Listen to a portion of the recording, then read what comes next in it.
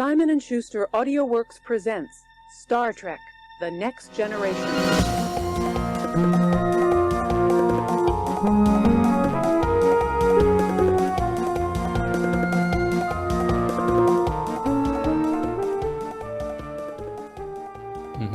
Took a little sip of water. Yeah, with a straw, it seems. No, it's in my mouth. Okay.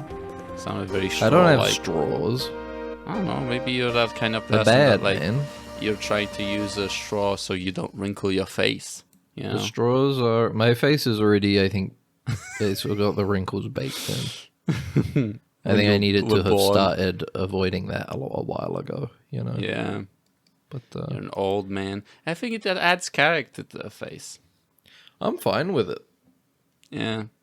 I'm kind of like, it'll happen. Well, who cares? There's a weird, people have like, it's a symbol of aging, but I feel people like have a bit of a characters. complex about it. Yeah, nowadays. they have a complex. They put Botox in their face and makes their face straight. They got to do all Straight that as everything Korean else. skincare stuff. Yes, yeah. Where I think it's all just like water. It's all just water-based, like beauty stuff. Mm-hmm. I watched like a video about like all the people that go to like South Korea to do the plastic surgery stuff. Yeah. And apparently I forgot the term for it, but it's like called like ghost doctors or something like that. But what they do is like there will be a famous plastic surgeon, right? Mm-hmm. And people will go like, I want to go to this guy because he's got really good opinions. He's the best. He's the best, in right? the biz. But then it turns out, like, he is an asshole, probably, because that's what an asshole would do. He has to deal with 8 million yes, like Westerners coming to his country to get like some stupid facial surgery. Yeah, and what happens is they overbook themselves. And what they do is after you go under, they just get a different surgeon in to do the surgery. Fair enough. Which I was like, that's a little bit like underhanded and not fun, especially if they're cutting you open, you know? I agree it's not good, but I think if you're going to a different country for superficial surgery like that, I think you kind of have to expect a little underhandedness, right? Yeah, especially if you don't speak the language, you don't know the laws that are going to hold it over you with that. You've signed contracts that you can't fucking read on top of that. It's rough, but people are like, well, I can't afford surgery in whatever the US, which would cost like 50,000, but yeah, exactly. Medical tourism and stuff is well, I get it if it's for like a life-saving surgery. If it's for something that you need to do, it's like, hey, that's fair. It sucks that you would be like tricked when you go somewhere to try and get it done affordably because in the US it sucks. But if it's like, I want to look more Korean, I'm gonna go to Korea and they're gonna give me surgery to have like the eye folds, and then you get fucked up. It's like, well, is that racist to do that? If you're a white guy, or if you're like Ollie London or something, and you have surgery to try and look more Korean, it's kind of racist, yeah. it's like it's not. You shouldn't do that. I just don't know. Not like that Korean people in particular, like looking Korean is like a bad thing, but like, why would you want that? Like, why would that be your I agree. goal? I think it's like yeah. It's interesting because it's like the same sort of people that get a lot of those plastic surgeries are also very transphobic. Well, I guess it's I don't have the data on that. Well, I think a lot of people don't recognize that even like getting stuff like if you're a bald guy and you want a hair transplant, right? You want the hair plugs. That is gender-affirming surgery, Yeah, definitely. Yeah. But they don't fully register that connection. For them, it's different. Yeah, it's like yeah.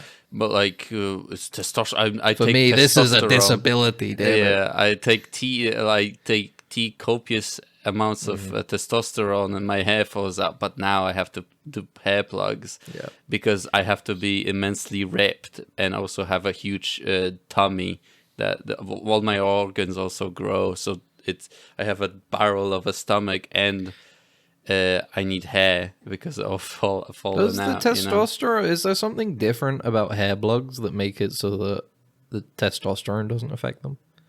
I'm sure, probably not. I feel like if you're like taking a lot of testosterone to get big, but then you have hair plugs, wouldn't the hair plugs fall out? I'm gonna look it up. Maybe like the thing I would suspect we don't see that, like, I don't know any people that have hair plugs, so I feel like people that can afford hair plugs in general, probably if they start falling out, they'll just get new ones or something. So you don't notice it, right? You don't notice that it's like, oh, he's losing his hair again because he's on gear on top of doing hair plugs.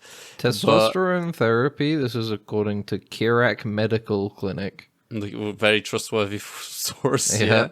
Apparently, they say testosterone therapy won't harm transplanted follicles as they're resistant to DHT. What? Aren't they just transplanted? And they just like, I don't know. Real follicles? Maybe they do something to them. Maybe they're like just sit in your head. They're not connected to your body in a way. You know what I mean? Like an actual hair follicle has like a blood circulation and stuff, and because you're doing transplant, it's just shoved. This is disgusting. Now, when I started thinking about like it's fine to have hair plugs, but when I think of like the imagery of it, in a way, I feel like the process of like putting like holes in your skin. You know, I'm just like, oh, it's like a garden, man. It's like planting a garden. It's like chives, sticking out of the ground. That's my. There's a fly buzzing around my head. And then my granddad used to have a pot of chives. In his garden. And the thing with chives is you can just pluck them and eat them, you know? That's it. You can do the same thing to your hair plug. And you got to imagine doing that with a hair plug too, you know? Freshly planted. Let's stop talking about this. Is a bad thing to talk about. You get one of those like at a moment of clarity. How people eat drywall. No, we're moving on. Plugs. We're moving on. You don't come on. I had the moment of clarity. You gotta stay with me here, okay? Because last episode we talked about stuff in the first 15 minutes that might have alienated people, and now we're doing it again. Well, if they're not real fans. If they That's true. I do agree with that, but unfortunately, our pool is limited at the moment. We can't be picky. We can't be picky. Exactly. But yeah, no. I mean, I don't know. Would you? Do you think you're insecure enough that you would get hair plugs? With the current technology, probably not. Honestly, I feel like it's just like. I think if it gets like a better in terms of like not being as invasive. It's not that like that's the thing. I'm not really like even plastic surgery and stuff. I would be like, I don't want to do that. You know, it's like and it's probably extremely like safe and stuff. Probably certain procedures. So I'd be like, I don't know if it's worth it. You know, I can't imagine myself getting any superficial surgery. I would do I don't a thing think where I give a shit enough about my appearance. If I'm gonna get hair plugs to get my money's worth, I'm gonna tell him like, just do my entire body, just hair plug my give me the entire, Sasquatch treatment. Give me the Sasquatch treatment, you know. And then on top of that, I get to make money, you know. Yeah. Like I get to go on podcasts and stuff, and you're like, episode with Sasquatch. I'm like, they're smoking weed. So, I mean, it's got to be like tattoos where that needs to be like multiple years of procedures. Yeah. That's like you're going to be living in Turkey for like 7 years.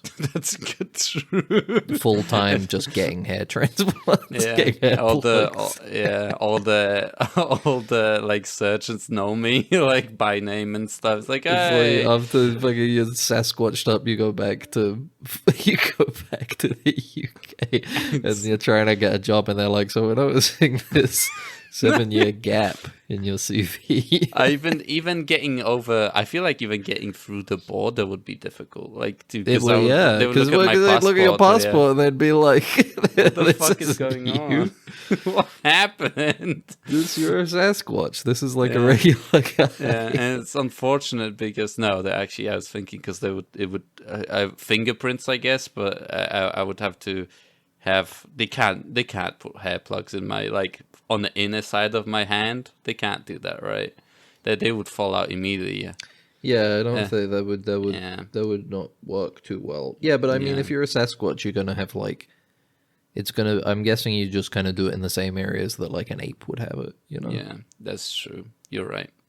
And then like the unfortunate incident is like I get to travel around, and I get shot eventually or captured by somebody, you know, and they're like, I got the Sasquatch. And they just won't listen to reason. I'm like, man, I'm not a Sasquatch. I'm a guy. You don't understand. I'm a guy who got hair plugs on his entire body.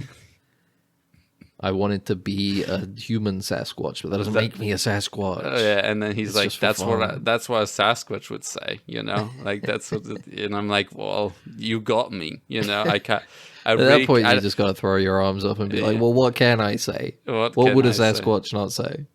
Well, if you marry me, then I'll let you go. That's what they say. I'm like, you have to become my Sasquatch bride. Yeah, I was like, I guess, okay. Well, and then we live forever. Do you think it'd be nice to pet a gorilla? I'm not sure. Don't they have like really like hard hair? Like they're not like fluffy, right? They're just like it's quite really rugged. Thin though. Yeah, it's quite coarse looking. Mm-hmm. But like I don't know, sheep and goats have pretty coarse hair, and you pet a goat, and it's like this is kind of nice. Mm-hmm. Yeah, the friendly goat, you know. I would be afraid, honestly, of any ape.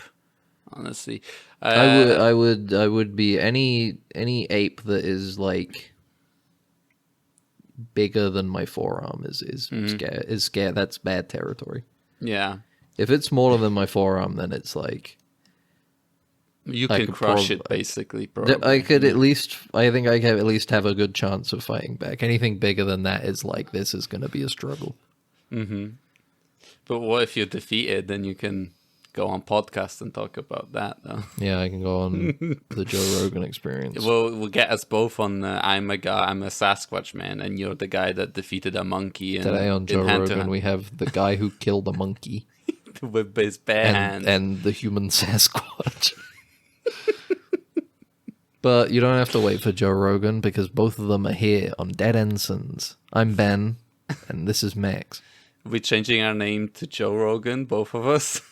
Where does that come from? Because I thought you said the Joe Rogans are here. I thought that's what you meant by that. No, I said you don't have to wait for Joe Rogan because those guys, in relation to the guy that killed a monkey and the human Sasquatch, are here because those are us two respectively. We get surgery, go to South Korea, we turn into Joe Rogan. Both. Do you think they would do the human? What country do you think is most likely you could get the human Sasquatch treatment in? What country is most likely to let you do the human Sasquatch on yourself? Sasquatch thing. Russia, maybe? Could go there. Because they already did that. They already tried to do the human ape hybrids, you know?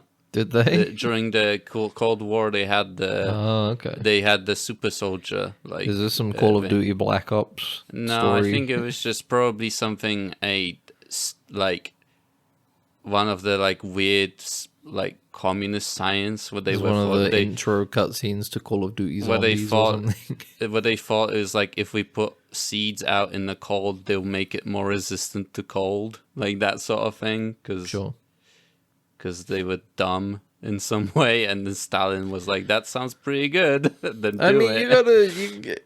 it's a big country. You need to have some busy work for people. I guess, yeah. Especially with the it's not like America wasn't also doing a lot of dumb fuck experiments. Yeah, of course, yeah. But I think there was also like in the UK as huge hunger in Ukraine, I'm pretty sure, and stuff. But I think that's literally what caused that huge starvation period in Ukraine, was the fact that they tried this science that they pulled out of their ass, and it caused a famine, basically. I but think whatever. What I tried to mean is that I think not to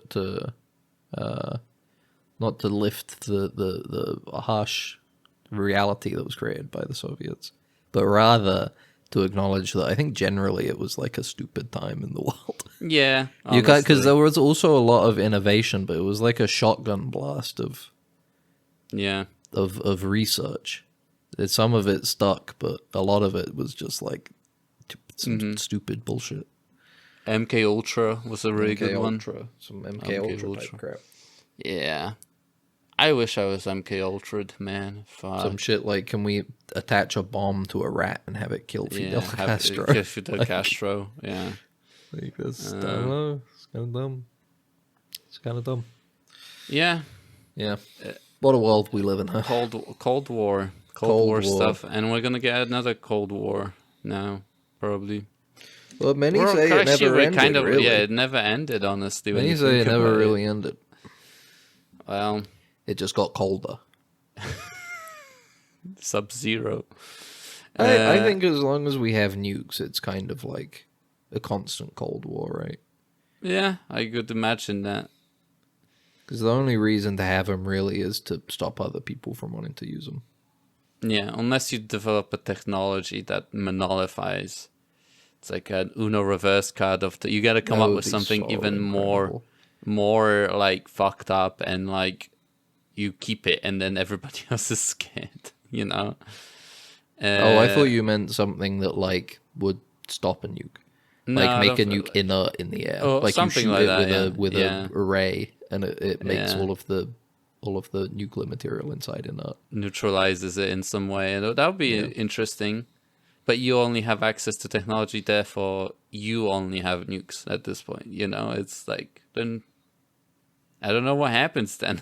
I would hope that any peace-loving nation would give that information out so that we can finally have nuclear disarmament. Or they'll keep it and they'll threaten everybody else with nukes, which is a very high probability. That's what country I don't like would do. Yes, that's true. Whereas country I like mine, they would definitely be altruistic enough to give out the information. Yes, absolutely.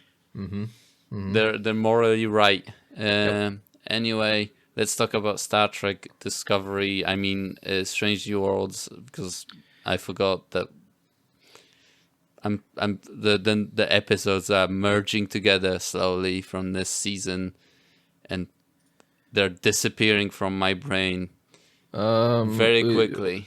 This episode they wanted to group up the original series gang finally. Yeah. Kirk by a chance has to be captain of the ship that he is on, called the Farragut, who is usually captained by Varel. Unfortunately, in an attack, Varel got knocked out and hurt badly. Yeah, he was. So now Kirk is in charge, but the crew is light. So some people from the Enterprise have come over to help him, namely Spock, Uhura, Nurse Chapel. They're all here to help, and Scotty. And Scotty. I forget he's in the show. They're all here to help. Yeah, they're not really using him that much, don't they? He just comes. No, they are using him quite. I think he's had like a thing to do in every episode. I don't know. I feel like I just don't. Mbenga. That's true. Mbenga has been really missing, but I just don't feel like he had anything interesting to do. Like, that's the thing. He's a head of engineering, not really a head of engineering, because it's he's just in the engineering. He solves all the engineering issues, but it's nothing like, I don't know, nothing interesting to me, at least, you know. Well, either way, yeah. So the Enterprise gets captured by some kind of strange big scavenger ship that is a big turtle. It's like a big space turtle. It's got a skull at the front that eats up ships. Yeah.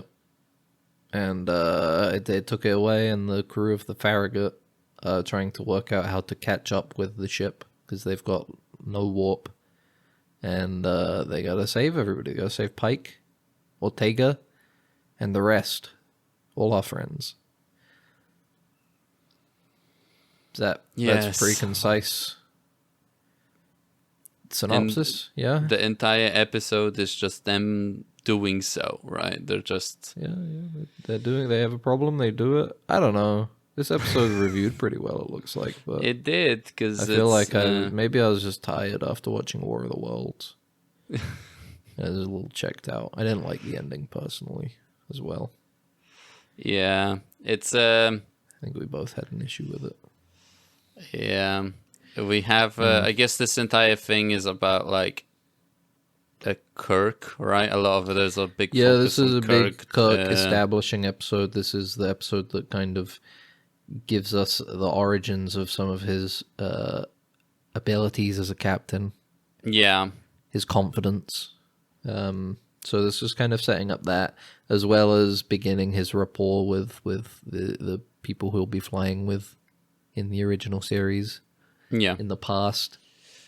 There's a scene in here where Scotty and Miss Chapel, they're like, we gotta take him off command because he's cooked. He's not confident. He's a little.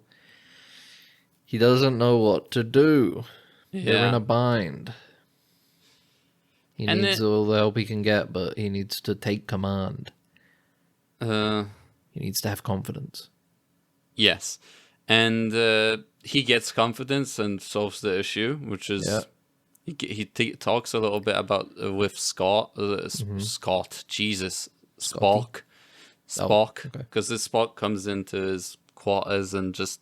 Be fun if they did like a transporter merger episode with Spock and Scotty, and they just called him Scott. Scott. That's a good... Yeah. That could be fun. Feel like... Or Spocky. Spocky sounds very chill, like someone you could have a smoke with. But yeah, so most of the issue just kind of gets solved by Technobubble. They just kind of talk about like, oh, if we do this, we redirect this, they work it out. They do some Star Trek stuff. There is a incident. One of the bigger things is like, oh, Enterprise is caught inside of the ship. The plot is that the Enterprise is being held on the ship, and a lot of their like life support systems are down, and they have invaders. They have these. There's people, there's aliens, and these big bulky, like they're like diving suits almost. Yeah. They have like a general the evil design. Mass Effect. To them. Yes, they have a generally evil design to them. And because they were big, I remember saying to you, I thought they were going to be Pakleds. Yeah, and I did really feel, I was like, oh yeah, that kind of makes sense, maybe. With all the scavenging and stuff. Mm-hmm. This ship that's made of like a million other ships. Yes. I was like, this could be like a Pakled deal. Mm-hmm. Funny little thing at the end where these guys are really intimidating, and then they get their helmets taken off, and they're like, we are smart. We take your ship, you know. But no, we'll get to who it was in the end, I guess. Yeah. Enterprise has its own problem to deal with an invader and trying to escape. They have a plan, but to use the thrusters to escape, they need to like coordinate on different parts of the ship, but their communications are jammed. Mm-hmm. So they have a great fun little throwback tech idea where what's her face? Pelia, right? Player. She runs off and goes to her super crazy eclectic charity shop room and digs up some phones. Yeah, and they're holding them like, what the heck? Because they're jamming their communications basically. Yeah, I said that already. Yeah, and so they have to go old school. The reason why they need it is because they're helm got disconnected from their thrusters, basically, and people on the other sides of the ship had to communicate with each other, with Ortega, right, to tell them when to thrust the thrusters, right? Correct. Yes. But anyway, yeah. So we have that little throwback. Meanwhile, who's running around with the invasion? Is it Pike and who's Pike? It was Pike is with La'an as a security officer, La'an, right? isn't it? Yeah. Because I was like, it's not the number one, is it? But it's like, no, it's La'an and some random fuck who dies. Oh yeah! Oh my god! I forgot about that. That completely blanked out of my brain that there was a third person with them. Yeah, like genuinely, I completely forgot about that. So I think an important thing to remember as well, though, is that the enemies are in suits. You can't see who's in the suit, but so is the crew of the Enterprise. Yeah. So when this random lady gets shot, because obviously it comes up later on, and this random person gets shot, they are in a full suit, and it's only later on when their helmet gets taken off. It's like, you know, that's when you see the character properly. That's when you could tell they're human. Hold on a minute. Oh no! Let me just mute that stream that started playing. Did the same happen to you? No, I wasn't watching anything. But yeah, okay. I had the fucking Gamescom stream open in a tab. I'm gonna be watching it after we're finished recording. Yeah, we'll do that in a bit. Anyway. Yeah. Where was I? Anyway, I'm belaboring a point. My point is that the two factions in this episode don't know that the other who the species they are. That comes to a point at the end when eventually the Farragut catches up, and also coinciding with that, the Enterprise is able to pull off their plan and escape. Within the maneuver that they do, they end up blowing up this enemy scavenger ship and killing all of the inhabitants. Now, before this, Pike and La'an have an encounter with these two invaders. And one of them smashes Pike's helmet, and he's gonna shoot him, but he hesitates. And in that moment of hesitation, he gets blasted and disintegrated instead, and the other one gets wounded but runs away. And Pike wonders, why didn't he shoot me? Which is interesting. You know? Why didn't he shoot me? How these was it set to stun for one and kill for the other, or like why would one got disintegrated and the other got just wounded? I can't remember. That might have been a thing for maybe it was like, but yeah, it's a bit of dialogue that we missed. But either way, so one of them gets away. Because this will become a big moment, a big reveal, the twist. But Pike questions why didn't he shoot me when he had the chance, right? Because he shot the other lady, but they didn't shoot me. Why didn't they shoot me? Anyway, they blow up the ship, kill 7,000 people. 7,000 people, who gives a fuck? Whatever. Yeah. Were they follow along the blood trail? Who was it inside of the suit? A human? Oh, fuck. We killed 7,000 humans. Now it matters. 7,000 people used to live here. Now it's a ghost town. You know, that's that's what he says, you know. That's what he says. Yeah. I don't know why he says it. No. He does say it. But yeah, the big twist of the episode is that the alien enemies were human all along, it turns out. Yeah. And they were evil. They were descendants of, and this is the same group of people featured in TNG. They sent off a load of colonies basically to explore space after World War III. Yeah, they didn't have the warp drive. They just kind of flew in generational ships. Yeah. They were the best of us, as they said. Yes. Now, one of those ships got sucked up by a planet that made a goofy casino from a book. This ship, however... And the guy was like, this book sucks ass. Yeah. This fucking shitty book. It's so funny. This ship, however, I guess they got lost in space, and as their ship started to die, they needed to keep, like, grabbing pieces from other ships. and invading and grabbing people and just scavenging. They And became this is pirates, basically. yeah, and this is a number of generations in at this point of spacefaring scavengers. And yeah, they killed them all. They died. In one go. Very efficient. They The just thing blew 'em about up. it is, like, I'm thinking about it, is like, okay, so, like, if, where, is that all of them? Do they have, like, a colony somewhere out there? I guess they you just know? stayed on the ship and kept flying Yeah, so around and why, doing so I that. guess I don't know. Pike killed 7,000 people, including children. No, Kirk killed 7,000. Kirk, I mean, Kirk, because he did Kirk was the choose- one that Pike Yes, and he pulled Laan the trigger. killed like 2 guys. Yeah, they pulled the trigger. Yeah. Kirk is the one that actually did the plan that blew up the entire ship and killed all of the people on board. They have a little. I have a big gripe with how the information is presented. It feels very like. I think the twist that they're human doesn't mean that much to me, because the overshadowing part of that is that 7,000 people died. But it feels like the bigger deal is that they were human and not just the fact that 7,000 people died.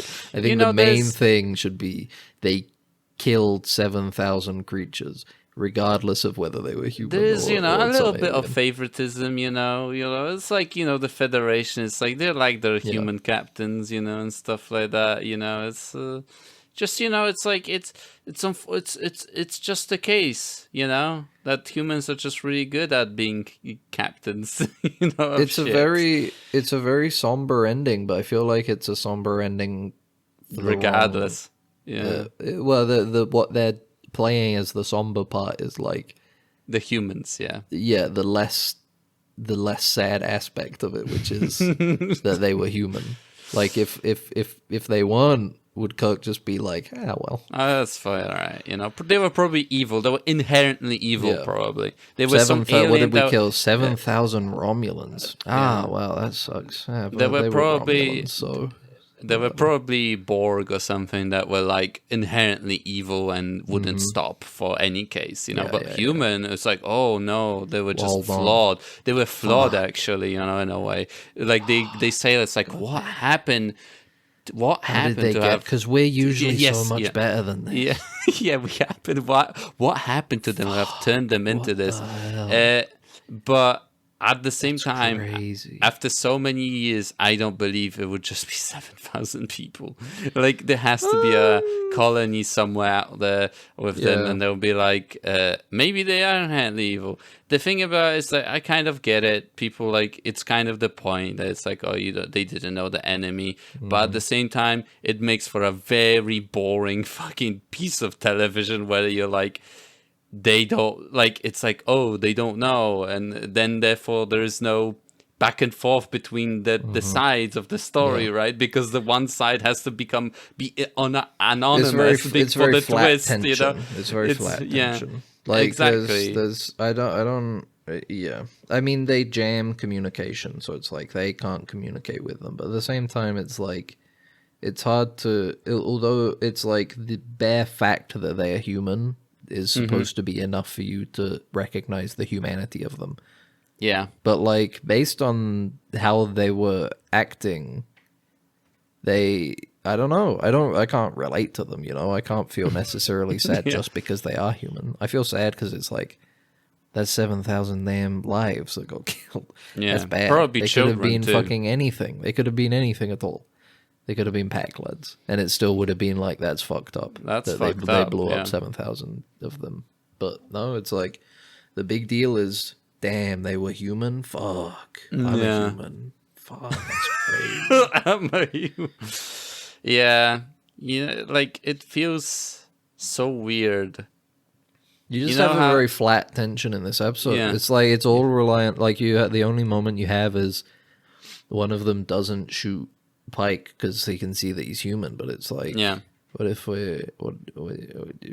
they could have just? There's no reason that there couldn't have been some form of communication between them, right? Yeah. It feels a little contrived just to create this scenario in which the Enterprise, or rather the Farragut, is kind of forced to blow up all of these people, Yeah. it is very, yeah. It's just like I like this episode is rated quite highly, and I don't. Yeah. I didn't feel it, basically. Everything outside of the ending I found relatively, like, boring as well. Yeah. Was the issue. That's the issue. Yeah, exactly. Like, there isn't anything in this episode that's interesting. There isn't any, like, not dilemma, because it's like, I don't know, just, like, ideas that are cool. Like, because, like, I'm still thinking about that episode of the holodeck episode, you know, when they do the entire tirade, they do the Star Trek is important because it lets you the monologue to digest, little like masturbation. Yeah, exactly. A little, that I'm just like, what ideas are you tackling in this series that are important? Honestly, like nothing. Max, they were the best of us. Like, there, thing but about, for the grace of God go we, I guess. I don't know. Like, I don't know. Like, the thing is that it's like, you know, you even fucking, like, TNG, like, they try to, like, Star Trek in general, the older series, they tried to tackle, like, even dumb Enterprise did a lot of it with, like, the AIDS epidemic and stuff like that, with, like, with even the dumb plot about the weapons of mass destructions. Like, they were relevant in some way. Like, they were the plots of the things the stories they were writing were affected by what was happening in their time. Sure. You know what I mean? And I don't feel like these are talking about anything that's happening currently. Like, you know what my problem is? Yeah. The show is called Strange New Worlds. Again. I talked to you about this multiple times this weekend. They haven't gone to any Strange New Worlds.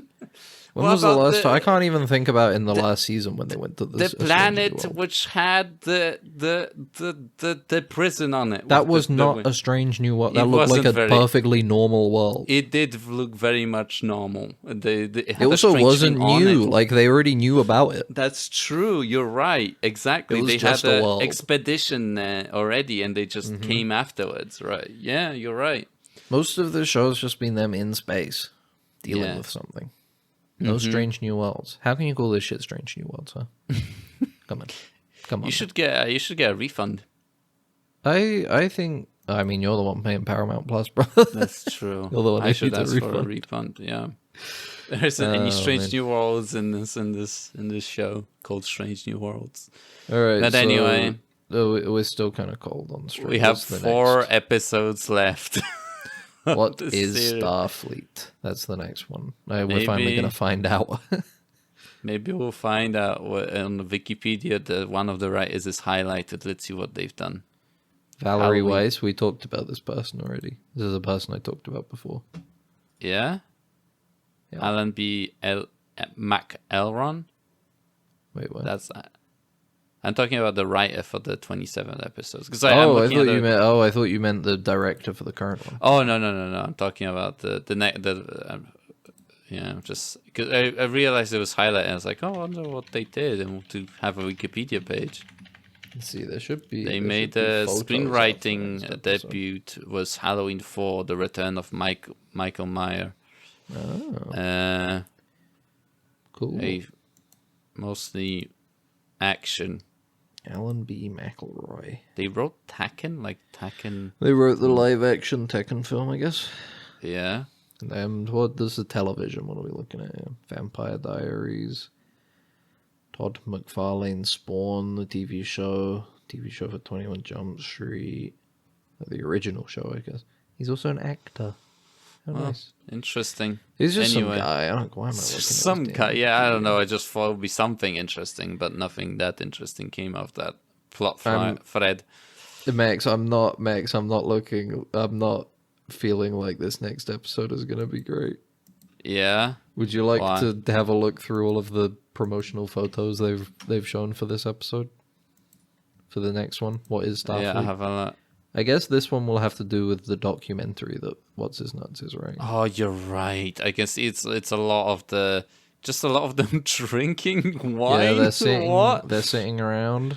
in the bridge, and then they're having a dinner party.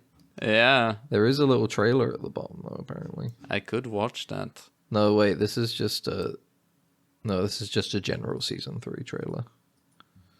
Yeah. Anyway, this is going to be a great. Maybe it will be a nice, quiet one. Maybe. A good character building episode. Exactly. But that's A little bit of brevity. after this heavy, exactly. After a heavy After episode, this heavy episode, they killed 7,000 humans. died. Don't worry about the other bit. The other bit isn't really a point. It could have been one human, and it would have been worse if one human died than 7,000 aliens. Yeah, any sort of alien. Yeah. Imagine if it was like, we're looking at the life signs. 8,000 Packlets have been killed, but there's one human remains in there. Like, oh no! What? No! God damn it! What have we done? I have to, as Kirk, I have to live with this and go inside that movie, the wall in the movie. Which one was that? What was I forget the titles of these fucking movies of Star Trek films. What's the one where he goes inside the wave, the wall, That's the Generations, man. Generations, that's the first TNG one. Yeah, and he goes. That's he's the in passing the torch movie. Yeah, and he's in the wave, and he talks to Picard, and he's like, "I killed 7,000 humans." Well, now we know what happened. 7,000 lives. What it means now. What he meant by that. Thank you, That's Strange fine. New Worlds. I've killed plenty of people myself. Especially when I was Locutus. Don't understand. Locutus They born. were humans. My God. My God, yeah, he's like, you sicken me, Kirk. He just like, he starts throwing up.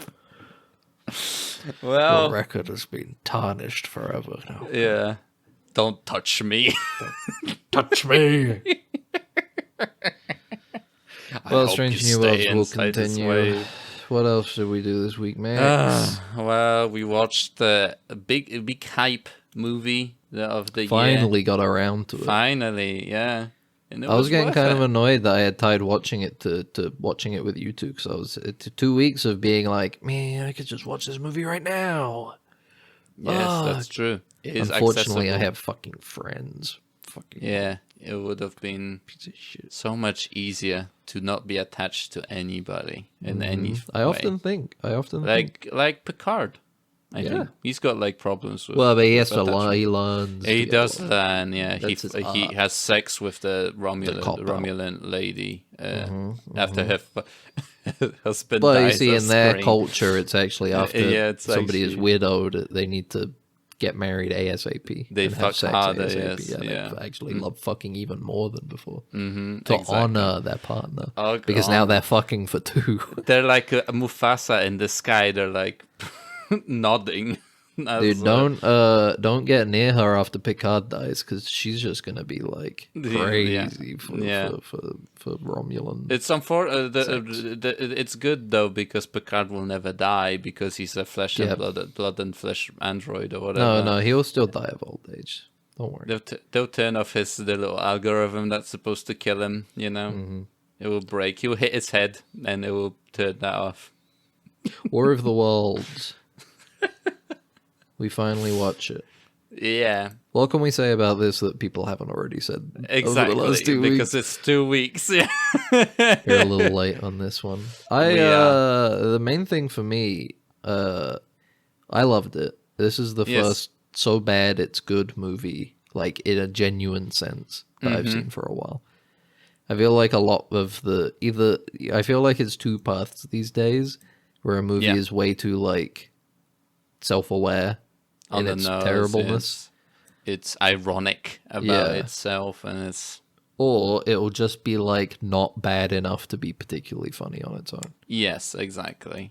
But War of the Worlds is the perfect mix of not giving a shit, Yeah, True. being somewhat self-aware of it as well, to lean Yeah. into it for the entertainment value, but also not anywhere near good enough to find any like genuine to find any sort of genuine appreciation for it. Yeah, It just feels like a cash grab, of like trying to stick in a license name of the War of the World that went into public domain, and make a COVID movie on the same time. Movie. People are either recording on their phones in the streets or like just in their house on a webcam, and then you just put a load of like Amazon product placement in there. You know, they go to Spotify, Facebook. You put all that shit in there. You go Prime Air, you know, get that shit delivered by a drone. Look, Prime Air saved the world, man. It did indeed do that, and therefore Amazon should rule the world afterwards. But they'll rebuild all the data. The aliens have stolen, I guess. I think that's one of my favorite parts about the movie, is that it can't quite decide between whether it is like an anti-nanny state or pro-nanny state. Like, on the one hand, the problem comes from the fact that the government has taken every piece of data from everybody. But on the other hand, they're able to save the day by utilizing all of the technology and systems of surveillance that have led to that point in order to save the world. So, you know, it's nuanced. Yeah, but because what you don't realize is that the piece of surveillance they were trying to use that caused everything was alien. And our surveillance is as good. Yeah. Human surveillance technology. No, I don't think it was even No, it wasn't alien technology. No, they take the ship that crashed, and the Goliath is. Oh yeah, they did. Yeah, and the reason why they come here even is because they turn it on. They rang a dinner bell. Yeah, that was the part I was going to get to. But you're right, I forgot about the whole like Roswell. Yeah, because they have This is amazing. This is at the same time the most like scammy, ingenious way of making something, where you're making something 90% out of stock footage. It's amazing. It's beautiful in a way, where they're using so much stock footage in this movie. Footage in there, a lot of just like a desktop, and the camera's like zooming in and out and flying around a desktop as Ice Cube is supposedly using it. The editing, honestly, whoever was editing this film, I feel bad for them. Like, just having to make something out of this footage that they got of like the desktop, like they're trying to emulate like someone using a computer, but it looks so strange at the same time. It doesn't look real. Like, that's the funny thing about using technology in media. Yeah, is that there is something like we use technology so much in our daily lives that when someone is doing something weird with their phone, like clearly there is nothing on their phone, they put a green screen in there, you can immediately see it, right? You can immediately clock that, but a lot of the times it's a detail. It's something that goes and past you, and you go, oh, that look kind of iffy, and you don't think about it anymore. This movie is that moment made into a feature-length movie where all of the apps he's using are like garbage, like anything that like not a real thing, like not a real piece of software, like they use the like surveillance app that he has, just doesn't look like a real thing. All the graphics that they use are too clean. Like, they don't look like a real thing, like a real graphic used in a software, like icons and stuff. They look extremely fake. It's so weird to watch, but at the same time, it's beautiful. Like that they they did this, that they made this, you know. Yeah. And amazing. There's so many things, like fucking seeing the fucking reflection in Ice Cube's glasses, seeing the script open on his fucking monitor he's looking at, the green screen reflection in his glasses. There's a scene where they hack a Tesla, and for like 5 minutes of the movie, after the girl that gets rescued by a Tesla, which is thank you Elon for the Teslas, for auto drive in your Teslas. she goes like, "Oh, look at the destruction! How much destruction there is, right? Because the tripods are fucking trampling everything." And there is legitimately for like 5 minutes of the movie, there's a view of the camera from the Tesla front view. Yeah. And it's like people stopping at red lights and like fucking people walking their everything's dogs. just going normal. Normal. It's amazing. I couldn't get my eyes off of that camera while they're like talking about hair bleeding out and dying. It's just incredible. It's an incredibly bad movie. Yeah. That is worth a watch, especially with friends. Yeah, exactly. With your pals. Yeah, and if you have Amazon Prime, you get it for free. Or just actually do whatever you want. Gain it whatever way you think is suitable. Mm-hmm. But Ice Cube, because it is like technically, isn't it like Ice Cube War of the Worlds? Is Ice Cube part of the title? No. It should be. What? I feel like they should make it Ice Cube's War of the World. Like that's what this movie should be called. Ice Cube's War of the World. That'd be a good title. Ice Cube's War of the Worlds. War of the Worlds. And the fucking movie ends with Ice Cube doing the fucking microwave tunnel from MGS4. I mean, amazing, beautiful. Data is their food. Data was their food. And I would cry because if this was really happened, all our beautiful episodes would have been eaten first, probably as the most valuable digital knowledge created by humanity. Yeah, and it makes me feel very sad. And it's like, unless they stop it immediately, Dead Ensigns will just be gone, and the future generations would not be able to enjoy it. Exactly. Ice Cube would be listening to our podcast on Spotify, and it would go like, Neelix. He'd be looking at his wife's photos get deleted, and he'd be like, that sucks. My wife. No, my wife. No. But then he'd head over to Spotify, where you can find Dead Ensigns. Yeah. Where you can also save the podcast, and also leave a comment now as well. Yeah, exactly. He'd see the episodes disappearing, and he'd be like, no, not better than Max. No. Exactly, beautiful. We also watched The Monkey. We did watch The Monkey. What did you think of The Monkey? I haven't got too much to say about it, but it was just a fun horror comedy. Yeah, I like the over the top special effects were fun. Like deaths. It's not to the same quality as like maybe like a Dead Alive, like a Peter Jackson old horror comedy. Yeah, but it's tonally very similar, I think. Yeah. It's just like a big horror movie, a lot of kills, funny punchy kills, extremely over the top kills. Like there's a scene where a woman touches electrified water and explodes, like she explodes midair and covers everything in blood. It's you look at it and you were expecting something bad to happen, but you were not expecting that to happen, basically. But yeah, it's like there is like a message of like, fatherhood, and there's the whole like trauma of passing trauma down. What you get from your parent. There's a little bit of like an attempt to, and I'm waving my hands in the air as I say this so you know that I'm like, I'm not saying it genuinely, but elevated horror aspect of it. Yeah. Thank you for waving your hands. It's like a plane is gonna land in front of you now because you waved your hands. It seemed like a fun movie to make, and it was a fun movie to watch. So yeah, give it a go.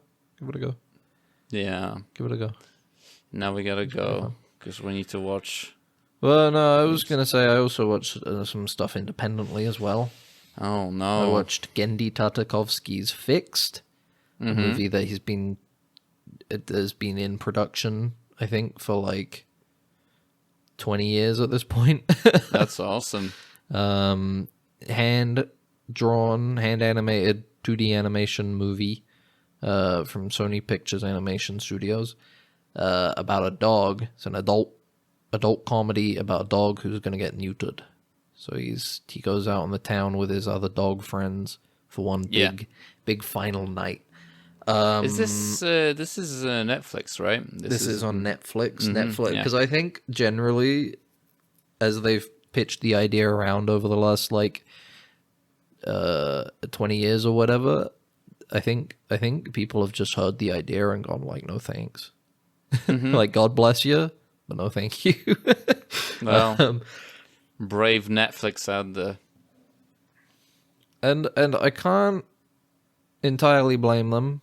It's a gorgeous movie. The animation is all beautiful. Yeah. It's a ton of talented people work on this film. Character acting, the animation is all fucking gorgeous. Beautiful stuff. Unfortunately, I don't think it's very funny. Is the issue. Well, that's the thing. This falls into like the same place that 8 Crazy Nights has in my head, where it's like it's such a gorgeous movie in terms of like the animation and the design, but it's just not funny at all. And it's not even because it's a really gross movie, right? It's okay. This movie Fixed. It's very gross. It's about dogs, and it's probably the movie that most accurately nails how disgusting dogs are. You know, it's just like all the like desires, the pooping, the appetites of a dog. You know. Okay. Everything that it makes, because dogs are pretty gross, you know. Yeah, I love definitely. dogs, but Any dogs are animals, disgusting. honestly, are pretty gross. Yeah, we're exactly. probably gross. We're pretty. People can. We be are also extremely gross. fucking We're also gross. But yeah, I mean, you know the specific ways in which dogs are gross. You know, this movie tackles them all really well. More true to life than any other dog movies out there. Definitely. You're saying you're telling me that all dogs don't go to heaven? Is that what you're saying to me? I don't. Surely not all dogs can go to heaven. Fuck, man. I was about to say something and I lost it. Fuck. You completely threw it. I had a point that I was just about to say. You were gonna do a slam dunk, and I just like, boom, reject it with a not all dogs go to heaven comment. You know. I was gonna say, I remembered now. I was gonna say generally how the dogs are written is fun. You know, I don't think the writing is bad in the film. I just don't think there's like maybe 2 or 3 jokes in the movie that land, and everything else is just like exactly what you'd expect. You know, it's like something really gross happens as a punchline, or something like really stupid happens, or you know, it's just you know, there's a good amount of like visual comedy to the animation, to the acting, but generally it's like, I think it's worth a watch if you want to see a very very very beautifully animated film. But for me personally, I was very stone-faced the entire time. Even because it's like, I don't have a problem with it being gross and over the top and disgusting. I'm fine with all that. But it's not in service of anything particularly funny, you know? Yeah. So you just, I don't know. Me personally, I just kind of become numb to it as I'm just watching it, waiting for it to keep going. Yeah. And a lot of it like drags on a lot. There's a lot of stuff that a lot of sequences that they really pull, you know, really keep them going a little longer than they should. But, you know, it's, I don't know. Hopefully they make more movies like this that are just better written, that's all. We can appreciate things made, the different parts of it, right? No, we don't. It doesn't have to be the best. Like, it's good when it's all good, right? But we can say that's like, oh, this was really good, you know, in this piece of media. And I appreciate that. Yeah. Well, yeah. Fixed. Check it out if you've got Netflix, I guess. I don't know. It's a little controversial, though, because there are animators posting the work they did on the film on social media, and then they get bullied. People get mad at them for working on the film because it's so gross. Okay. No. What was that? No. I'm just like, it's like people. I was like, oh, sorry, people, shut the fuck up. People. Well, no, it's like people care for that. Like, you know, Well, like to do that to people. It's like, yeah, I don't know. Animation is weird because online there's a large portion of people that aren't animators. They're just people that are very, very dogmatic about animation. You know, that animation is cinema people online, right? Mm-hmm. But the only movies they ever watch are like Pixar movies, Leo, you know, like to really like the baby stuff. So when like a really stupid, raunchy adult animated film comes along, it's like a lot of people kind of lose that sentiment of animation as cinema and become kind of puritanical instead, you know? Yeah. They see out a particular medium for a particular subjects and the way they get tackled. Like, well, but it's important for mediums to have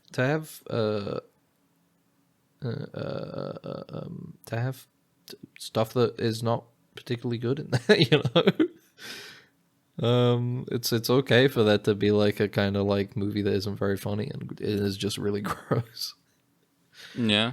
In adult animation, it can't all be A+. Sometimes you gotta have some C's in there. That's true. It gives us a better understanding of the range of quality in this media. Anyway, I'm just rambling. Do you have anything else you want to talk about? No, I think wrap it up? we did watch the Highlander animated episode. Yeah, there's not much to talk about. It was nothing to. It was a stupid old cartoon. It was a very. I was gonna say, if you want something similar, Max, you should try the Street Fighter cartoon. Mm-hmm. Street Fighter, the animated series, is very similar to that in terms of quality and tone. You know, if you want a stupid old 90s cartoon to watch. Anyway, no, that's pretty much it for me. I mean, I watched Eddington, but we'll talk about that next week because you haven't seen it yet. We'll talk about that. Yeah. And we'll continue our journey on Star Trek Strange New Worlds. Hopefully they'll show us a Strange New World next time. I've been Ben. This has been Max. If you'd like to hear more of us, you can go to YouTube, Spotify, Apple Podcasts, Amazon Podcasts, Music, whatever it's called, and many other podcast apps. We are situated on probably all of them at this point. Who wouldn't want us? Who wouldn't be biting, champing at the bit to have us on their service? Exactly. And all of them allow you to rate the episode, save or subscribe us. And a lot of them allow you to comment now as well, so make sure to comment. You know what, let me check the Spotify comments now, see if anybody's said anything. I think we would have been emailed about it. I don't know. We never got one, so it's hard to say. Yeah, that's true. I mean, we get so many that I think the email crashes. You know? This is too much for right now. I gotta fucking find podcasts and shows and then click on Dead Ensigns and then go to the most recent episodes and then there I am. No comments. Anyway, after all that. Wow. Anticlimax. Yeah, no, go because to those places. Fixed. And you can, if you don't want to leave a comment on there or YouTube, you can go to, you can email us, deadensigns@gmail.com. Write an email to deadensigns@gmail.com and we'll see it. And we'll do something related to it. We don't know what. We'll work that out when we'll see what happens. So until next week, farewell. Goodbye. Bye. It's shorted out, sir. We're gonna have to phaser it. Then what are you waiting for? Right away, sir. Faster would be better, Ensign. I can't, sir. We don't want to... That's enough. But, sir... Stand aside, Carlton. I'm going through.